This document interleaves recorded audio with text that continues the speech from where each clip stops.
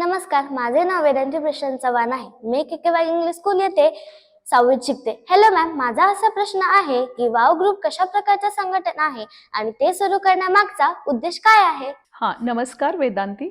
तू आज मला खूप छान प्रश्न विचारला आहे की वाव ग्रुप का सुरू केला. खरं बघितलं तर हा मोठ्या बायकांचा ग्रुप आहे, पण छोट्या मुलींनी हा प्रश्न विचारला मला खूप आवडला. आणि आज आज तुझ्या प्रश्नाचं मी उत्तर देते की हा ग्रुप सुरू करण्यामागचं उद्देश खरं बघितलं तर आम्ही 25 वर्षापासून महिलांशी रिलेटेड काम करत आहोत. महिलांशी संबंधित काम करत असताना लक्षात आलं की महिलांना एकत्रित येणं फार गरजेचं आहे. म्हणून आम्ही वाव ग्रुपची स्थापना केली. यामध्ये आम्ही 30 जणी मिळून काम करत असतो. यात आम्ही महिलांना एम्पॉवरमेंटसाठी, त्यांचे प्रश्न जाणून घेण्यासाठी, त्यांचा खरं म्हटलं तर त्यांचा आवाज म्हणजे त्यांचं ऐकलं जात नाही घराघरात. सगळ्याच घरात असं होतं असं नाही.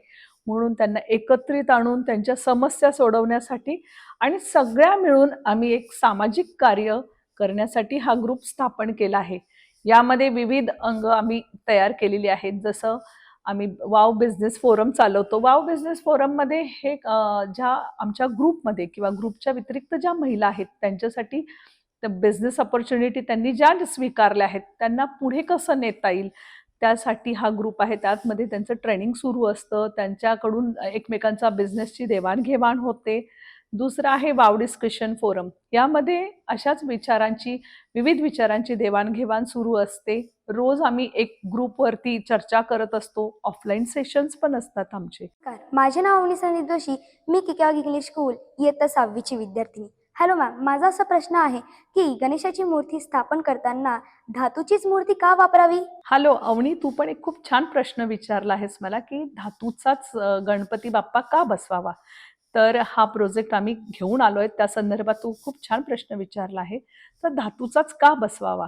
तर सगळ्यात आधी मीच तुला एक प्रश्न विचारते. जेव्हा आपण 10 दिवस गणपती येत असतो त्याच्यात 10 दिवस आपली किती लगबग सुरू असते. किती छान मूर्त्या बघायला जातो, तयारी करतो, डेकोरेशन, सजावट आपण सगळं काही करत असतो. पण 11व्या दिवसानंतर जे चित्र बघितलं आपण की नदीमध्ये विसर्जन करतात किंवा कुंडात विसर्जन करतात, त्या मूर्त्यांचं नंतर काय होतं, आपण जर खरं चित्र बघितलं तर ते खूप विदारक असतं. आणि आपल्याच देवांची आपण इतक्या आदराने, इतक्या भावनेने आणलेल्या गणपतींचे आपण किती हेळसांड करतो, हे सगळं बघून कुठेतरी मन दुखावतं. आणि मग अशा वेळेस आम्ही सगळ्यांनी विचार केला की ह्याला पर्याय काय असावा. आपल्या देवतांना आपण अशी हेळसांड करू नये, ह्यासाठी पर्याय काय असावा. तर मग लक्षात आलं की अरे, देवघरात तर आपल्या पितळाच्या, धातूच्या मूर्त्या असतात. मग आपण हीच मूर्ती का बसवू नये किंवा धातूचीच का बसवू नये की जी आपल्याबरोबर गणेश विसर्जनानंतर पण सोबतच राहील आणि पर्यावरण पूरक पण असेल. म्हणून ह्या विचाराने आम्ही धातूचीच मूर्ती आम्ही स्थापन करण्याचा निर्णय घेतला. तर धातूचाच का. तर तुम्ही म्हणणार पीओपी तर आहे, पण मग शाडू मातीची का नको. तर शाडू मातीची मूर्ती सुद्धा, शाडू माती सुद्धा ही पर्यावरण पूरक नाहीच आहे. ती जर नदीत गेली तर तिचा गाळ, तिथले जीवाचर, तिथले जे प्राणी असतात पाण्यातली, त्यांना खूप हानी पोचवत असते किंवा तिथल्या वनस्पती सुद्धा हानी त्यांना होत असते आणि त्या जगत सुद्धा नाही. कधी आपण कुंडीत जरी टाकून बघितली ती माती तर ते कुंडीत रोप सुद्धा जगत नाही. त्यामुळे ही माती सुद्धा पर्यावरण पूरक नाही. म्हणून धातूचा मूर्ती किंवा धातूचा बाप्पा म्हणून आम्ही बसवायचं ठरवलं व हा प्रोजेक्ट आम्ही घेऊन आलो. नमस्कार, माझे नाव मानसी कमलेश जाधव. मी केकेवाय इंग्लिश स्कूल येथे इयत्ता 6वीत शिकते. हॅलो मॅम, माझा तुमच्यासाठी एक प्रश्न आहे आणि तो असा आहे की वाव ग्रुप महिलांसाठी व मुलींसाठी कोणकोणत्या प्रकारचे उपक्रम करतात? हॅलो मानसी, तुझा प्रश्न पण मला खूप आवडला. एवढे लहान असून तुम्ही इतके छान छान प्रश्न विचारत आहात. तर तुझा प्रश्न असा आहे की मुलींसाठी व महिलांसाठी काय काम करते. तर मी आत्ता मगाच सांगितलं की महिलांसाठी आम्ही वेगवेगळे उपक्रम राबवतो. तर मुलींसाठी सुद्धा शाळेत जाऊन आम्ही वेगवेगळे अवेअरनेसचे प्रोग्राम आम्ही राबवत असतो.